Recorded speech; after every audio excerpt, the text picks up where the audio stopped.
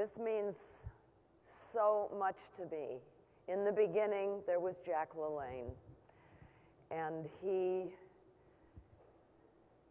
wasn't just a gorgeous man who was so incredibly fit, but he knew that he could bring that into people's homes. And you all are probably too young to have seen his television show. His icon, no? Good. And over the years, we were friends, and so to receive this honor in his name and from Elaine means so much to me. I want to wish IDEA a happy 30th birthday. I was here at the second convention,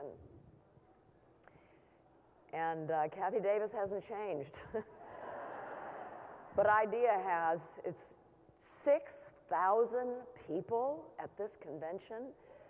I mean, we may be the only growing industry in the country. I got into it kind of by accident. You know, I studied and did ballet was my form of exercise until I was in my mid-40s, and then I broke my foot and I couldn't do that anymore, and I started taking a class at Gilda Marx from a teacher called Lenny. Anybody know Lenny Kasdan? Lenny Kasdan taught me the workout, and I will never forget that I realized that I could control my body. I could sculpt my body by doing this kind of exercise. And I started to teach it. I was on location somewhere in Utah on a film called Electric Horseman, and every day after work, I would teach a class of the workout. And women would come, and some men, even some members of the crew, would come from all over to take class. And after a few weeks, something happened that I hadn't expected. Women would come to me and say, I'm diabetic and I don't have to take insulin anymore. One woman came to me and said, I was brushing my teeth, and then when I looked in the mirror, I saw a muscle. I'd never seen a muscle before in my body. You know, you got to understand there was a time when women weren't supposed to have muscles. You know, you would go to the health club in Hollywood, and there was the men's gym, and then there was this place where there was this belt that made your fanny wiggle, or they had you walking across the floor on your butts, kind of like that. But women weren't supposed to sweat. So this was a whole new thing. Women weren't used to brushing their teeth and seeing a muscle.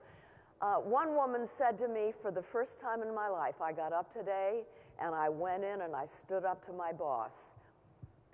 And what this showed me is that what we are doing is not just making people look good and, making them thin and making them look good.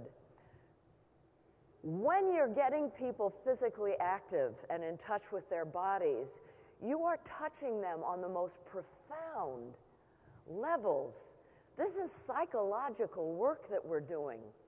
This is changing people from the inside out, not just the outside. And it was actually Thomas Jefferson that said, revolution begins in the muscles. Who knew? So I think that it's really important. It's why I love IDEA so much, is that they want us and our profession to be cutting edge, to understand how can we do what we do in the best, most professional, safest, most profound way. And that's why I'm so glad that so many of you are here. You know, we think that the brain is up here, but neuroscience has told us that the brain is throughout our entire body. The brain is part of our nervous system. And if you're cut off from your body, if you're alienated from your body, you're also alienated from your brain, because the brain is the body. So many of us, I think particularly in this country, and particularly now when we tend, too many of us, to live sedentary lifestyles, we're alienated from ourselves and from our bodies. This is particularly true for people who have been sexually abused, 1 out of 3 women. This is particularly true of people who are dealing with obesity. And it becomes more true for people who are older. So I don't know, I think that it's so important for us when we work. I don't know what percentage of you are personal trainers, how many, I can't see. Oh yeah, ooh, God. Wow, there's a lot of you out there. How many, just out of curiosity, are personal trainers? Wow, that's an incredible responsibility you have. How many of you teach classes? And you too, a lot of responsibility, because, as I said, we're not just dealing with people's bodies, we're dealing with their whole psyches, their whole selves, their whole lives. If we can get people to inhabit themselves from the inside, become aware of the insides of their bodies, of their hearts, of their pulses, of their sexual desires, of everything about their bodies from the inside out, we are teaching them to become whole human beings. And we're teaching them to become embodied, and that leads to being empowered. And it also leads to empathy, self-empathy. If you're cut off from your body, you lose self-empathy. And you can't have empathy for other people if you don't have empathy for yourself. So this is a deep business that we're in. This is a profound business. And another thing that I want to say, because I kind of left the business, you know, you can't be married to Ted Turner and be doing videos, okay? I mean, it's just, there was no time. The whole video part, by the way, when I started the workout, and I'd been teaching for about a year, and my book came out, and Stuart Carl's wife, Debbie Carl, smart woman, read my workout book, my first one, and she said, you should do a video of this. So he came to me, and he said, we want to do a video. And I said, are you crazy? I didn't even know what a video was. Nobody I knew had a video. Nobody could afford the hardware that you needed to play a video. I think there was like maybe 1 or 2 home improvement videos that Stuart Carl did. He was the father of home video. But eventually I thought, okay, all right, it'll probably ruin my career as an actor, but okay, I'll do it. And, you know, I had no idea. I wish I could say I'm a brilliant, you know, businesswoman. I'm not. It was an accident. I had no idea that the timing was right. The reason it sold so many millions is because there was no competition.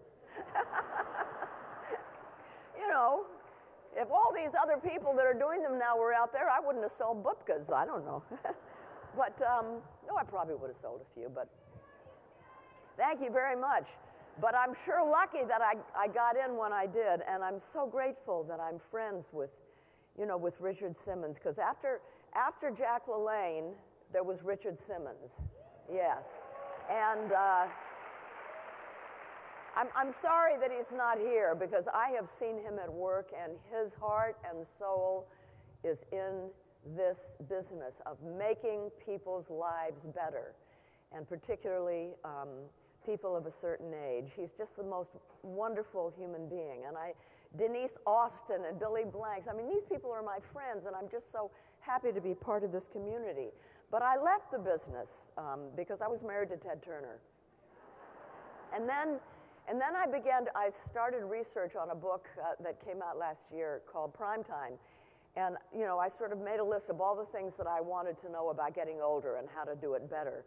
And the one thing that really hit me, that even I hadn't realized, The most important thing is to stay active.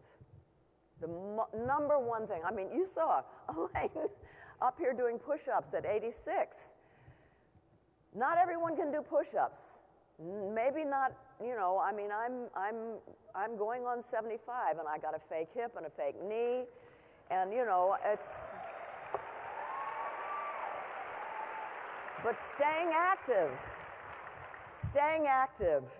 it's not only good for, I don't need to tell you, I tell other people, but I don't need to tell you why it's important, but what you might not realize is how important it is for your brain. You know, the brain shrinks as you get older. The prefrontal cortex, where all our decisions are made. The place where Alzheimer's begins. If you stay physically active, it's not that it will prevent Alzheimer's, but it will postpone it. It'll buy you years. It'll buy you years of remaining, you know, mentally alert. So that's a real important thing. But when you're older, you can't work out the way you did before. So I want to urge you, you personal trainers and you who teach classes, don't teach the same things to older people that you do to younger people.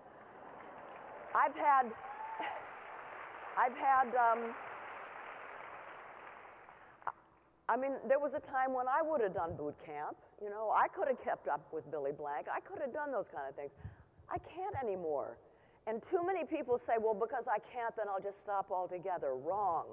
We have to encourage people, even if it's just baby steps, to keep going.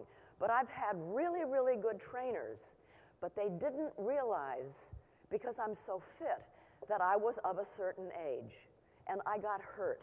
And so it's important for you who have older people in your classes to learn about how to deal with older people, what they can and can't do, what are the frailties.